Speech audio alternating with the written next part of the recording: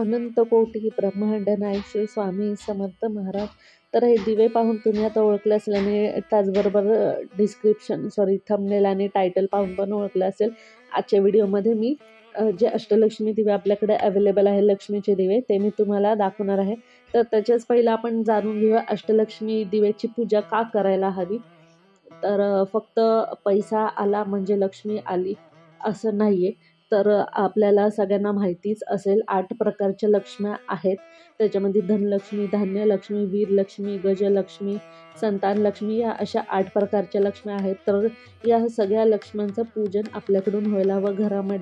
घरामध्ये सुख, समृद्धी, ऐश्वर्य, संतती, संपत्ती सगळं काही प्राप्त व्हायला हवं.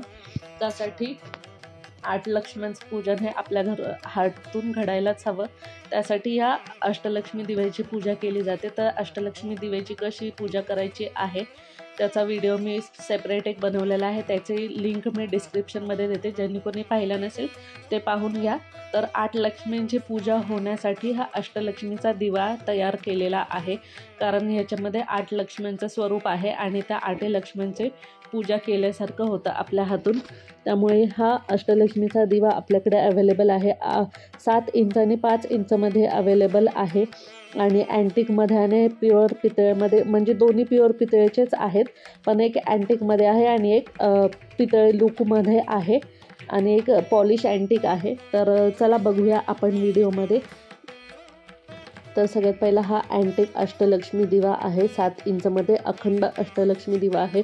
प्युअर पितळेचा आहे, फक्त पॉलिश त्याला अँटिक केलेलं आहे. आणि त्याच्यानंतर हा प्युअर पितळेचाच आहे. हा पण 7 इंचचा आहे विथ पिकॉक, म्हणजे समोर 2 असे छान असे मोर दिलेले आहेत. हा पण 7 इंचचा अखंड दिवा आहे, अष्टलक्ष्मी दिवा. त्यानंतर हा कामाक्षी दिवा, लक्ष्मी दिवा म्हणून आपण याला बोलतो. याला पण विथ पिकॉक आहे समोर 2. हा पण पूर्ण पितळेचा 7 इंचचा अखंड दिवा आहे. त्यानंतरचा हा ज्यांना कोणाला मोठा दिवा घ्यायचा नसेल 7 इंचचा, तर त्यांच्यासाठी हा 5 इंचचा पण दिवा आपल्याकडे अवेलेबल आहे. हा पण अष्टलक्ष्मी दिवा आहे आणि मध्ये छान अशी गणपतीची प्रतिमा आहे.